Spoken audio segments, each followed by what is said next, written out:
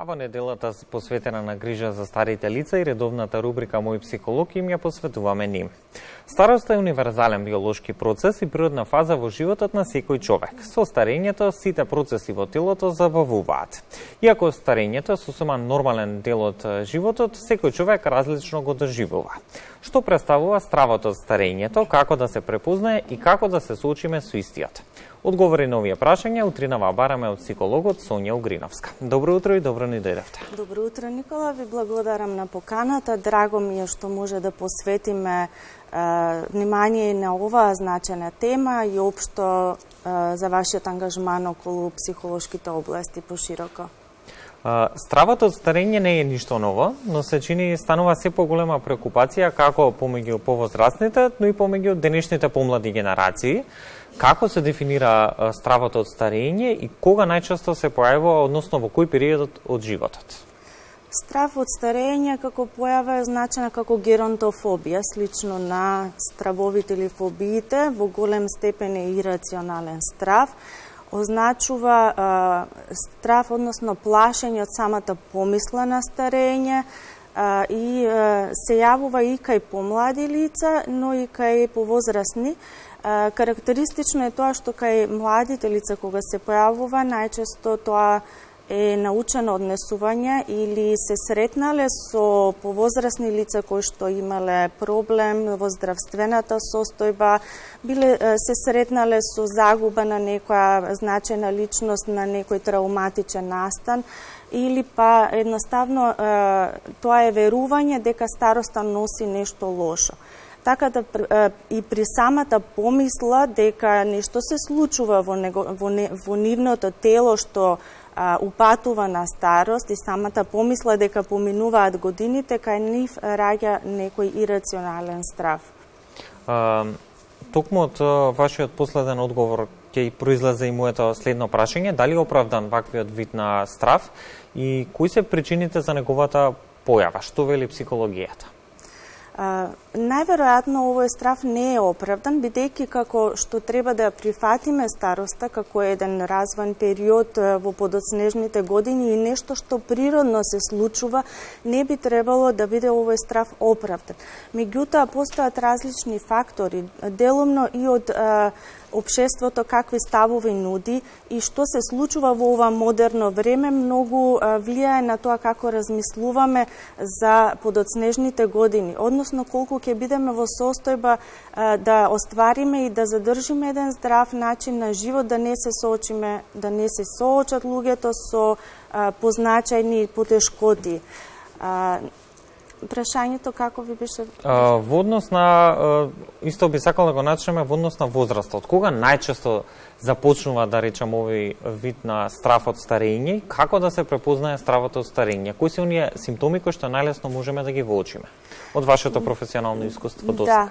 Да, симптомите се буквално со првото бело влакно или со погледнувањето во огледало или со секој нареден роден ден се јавува страв од старењето или со гледање на стари лица, кај нив анксиозноста се доживува на ист начин, односно со истите физиолошки симптоми кои што се присутни кај другите стравови, така што може да доведе и поголема депресија, односно и поголеми физиолошки промени, како што се губење на апетитот, тремор или треперење, тешко дишење и така натаму. Во однос на возраста, тоа се појавува кај средовечноста. Најчесто кај тој преоден период од средовечност кон возрастно доба. Но верувам дека и во голема мера зависи од самата индивидуа во крајна линија. Да. На кој начин староста пак влијае врз физичките и менталните способности на човекот? До какви промени доаѓа? Да, во некој степен се случува дегенеративни промени. Кај мозочните функции настанува слаба дегенерација и тоа доведува до помала сензомоторика, промени во перцептивноста, односно ослабување на тие осетни функции што се видот, слухот и така натаму, промени во моториката, односно и полоша рамнотежа и потешко движење, но зборувам тоа е за подоцнежните години.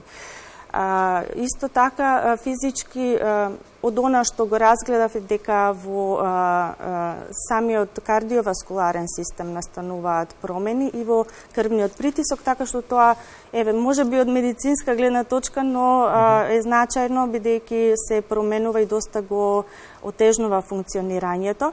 Од менталните способности, тие, значи, перцептивни способности се намалуваат, она интелигенција која што е кристализирана се задржува, значи, можеме да кажеме дека повозрасните или таа категорија на лица се уште се интелигентни, значи, имаат зачувана меморија, освен тие, значи, индивидуални случаи кога има деменција или нешто слично.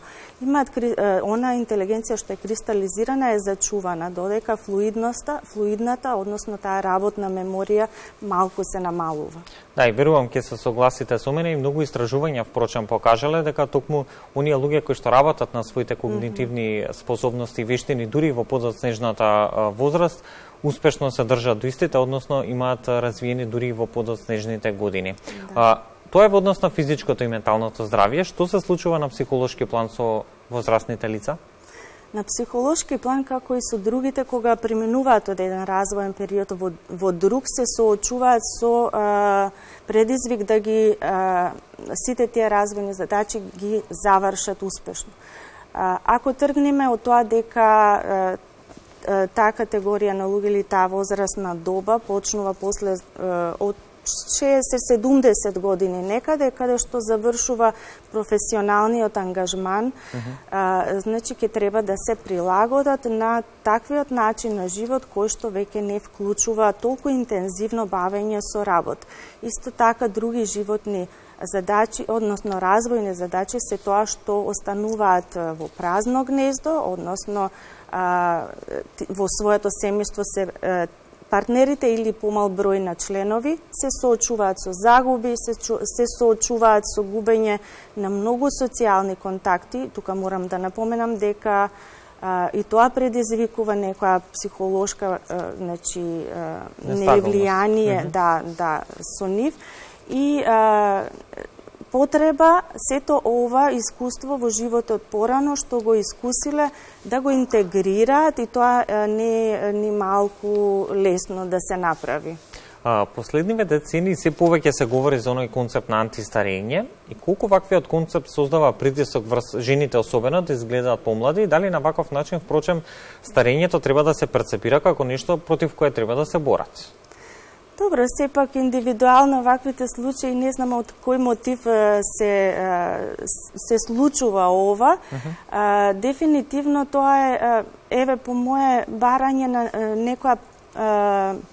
некоја празнина да се исполни во животот. Односно, кога на тоа гледаме природно и можеме да најдеме убавина, и сите кога може да најдат убавина во било кој период од животот, добро е да не се плашат од тоа што ги очекува, да ги прифатат промените, бидејќи тоа кажува дека ја прифаќаме сликата за себе.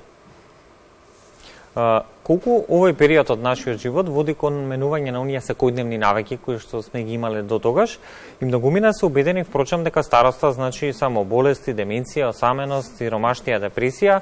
Дали нужно тоа мора да биде така, или едноставно околината околу нас ни помага да создадеме на таква, да речам, погрешна перцепција? Доаѓа промена до навиките секако. Тоа е делумно, значи, и од здравствени причини и од причини кои што социјално се менуваат со текот на годините, но и од нивните способности и ангажмани. Тука е значајно, значи, самите да се ангажираат, повозрасните, односно таа категорија на стари лица, да не ја изгубат надежта, да побараат смисла во се што прават, да побараат стручна помош доколку се чувствуваат дека се соочуваат со емоционална осаменост.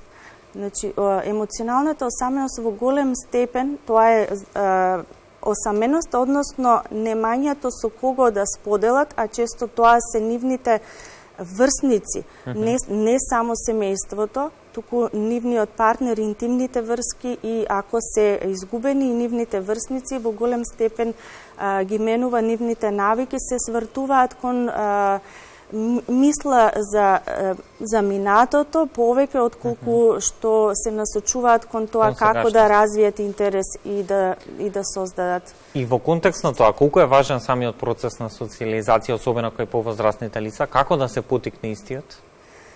Процесот на социализација е секогаш важен и кај старите лица е особено важен.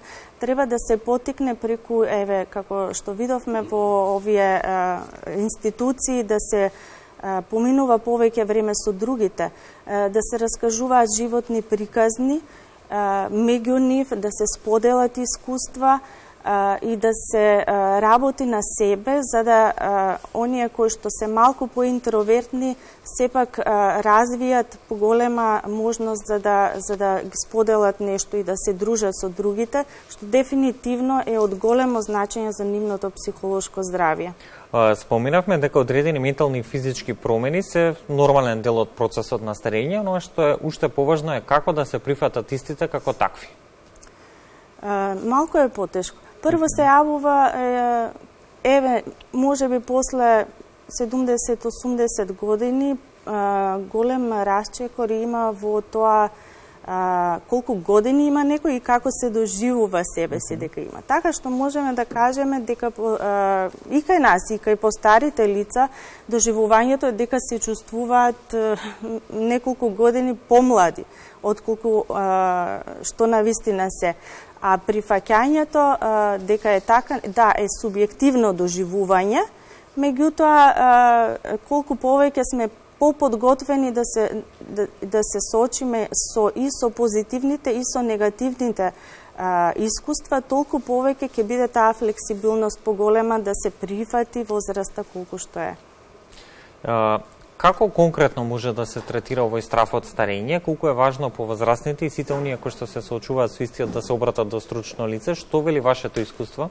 Говорат ли повозрастните лица, се обраќаат ли токму до психолозите, меѓу другото и на оваа тема?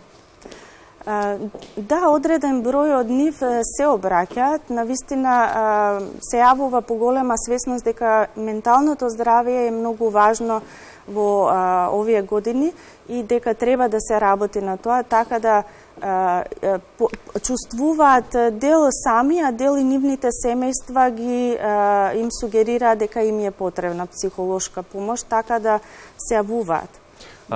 И сосема накусо на крајот на разговорот, како полесно да се надмине овој страф од старење, како да го промениме пристапот и начинот на размислување што го имаме за самиот процес на старење и конечно како да се гледа на годините како на предност наместо како на недостаток.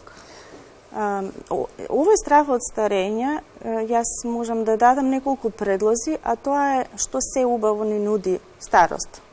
Тоа е на еден начин можност да имаат време тогаш и тоа време што им е послободно, старите лица го искористат за навистина да прават работи што им се на нив интересни и што ги исполнуваат, да се свртат кон развивање на мудроста, да се свртат кон учење и запознавање со филозофијата на животот, целата таа креативност да ја изразат.